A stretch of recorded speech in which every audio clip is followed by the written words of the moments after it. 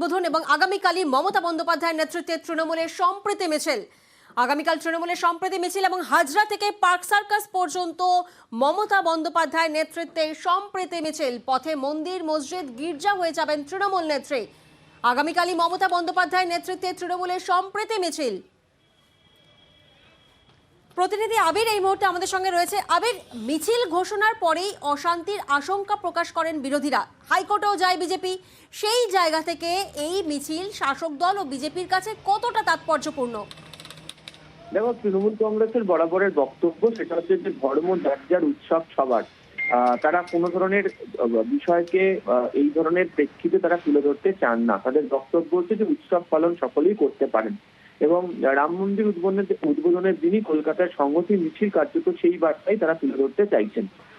মিছিল হাজরা থেকে শুরু হবে, হাজরা পার্ক থেকে যাওয়ার কথা হচ্ছে পার্ক সার্কাস ময়দান পর্যন্ত এবং এই মিছিলে সর্বধর্ম সমন্বয় বার্তা দিতে মিছিলের ফাঁকে ফাঁকে একাধিক জায়গাতে মমতা বন্দ্যোপাধ্যায় যাবেন এবং মিছিল শুরু হওয়ার আগে তিনি কালীঘাটে কালী মন্দিরে তিনি আরতি করবেন এবং তারপরে আমরা জানি মিছিল শুরু হয়ে গুরুদ্বারা, মসজিদ, গির্জা সেখানে তার যাওয়ার কথা রয়েছে।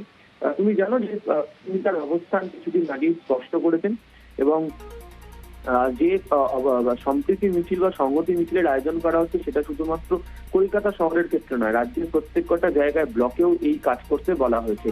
মূল যে বিষয়ের যে জায়গা সেটা হচ্ছে তারা বলছেন যে রাজনৈতিকভাবে যে লোকসভা নির্বাচনের আগে কার্যত রাম মন্দির ইস্যুকে সামনে রেখে তার ধর্মীয় জীবিত তোলার চেষ্টা করা হচ্ছে এবং এটাকে প্রস্তাবনার একটা কৌশল হিসেবে তারা বলছেন।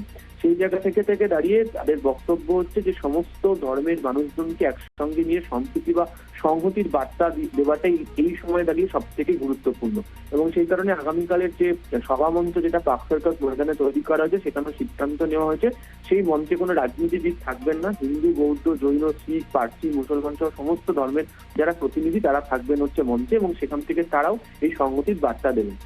তুমি যেটা বলছিলে একেবারেই তাই, যে হাইকোর্টের দ্বারস্থ হয়েছিল, যদিও হাইকোর্টের তরফ থেকে কোনো বাধা দেওয়া হয়নি। বিজেপি শিবিরও পাল্টা প্রশ্ন তুলতে শুরু করছে যে রাম মন্দির উদ্বোধনের দিন কেন এই মিছিলটি করা হচ্ছে। তবে রাজনৈতিকভাবে একে অপরের দিকে লড়াইয়ের জায়গাতে থাকলেও মমতা বন্দ্যোপাধ্যায় শিবির বা বলা যায় তৃণমূল কংগ্রেস শিবিরের তরফ থেকে স্পষ্ট করে দেওয়া হয়েছে যে সম্প্রীতির বার্তা দেওয়াটা এই রাজনৈতিক প্রেক্ষাপটে অত্যন্ত জরুরি এবং সেই কারণেই এই সংহতি মিছিলের আয়োজন তারা করছেন। বেশ, সম্প্রীতি মিছিল, তৃণমূলের সম্প্রীতি মিছিল 16ই জানুয়ারি ঘোষণা করেন মুখ্যমন্ত্রী। কি বলেছিলেন তিনি শোনাবো। 22শে জানুয়ারি আমি নিজে একটা র্যালি করব। আমি প্রথমে নিজে কালী মন্দিরে যাব। আমি মা কালীকে পুজো দিয়ে হাজরা থেকে সর্বধর্মের মানুষকে নিয়ে মিছিল করে পার্ক সার্কাস ময়দানে গিয়ে আমরা একটা মিটিং করব।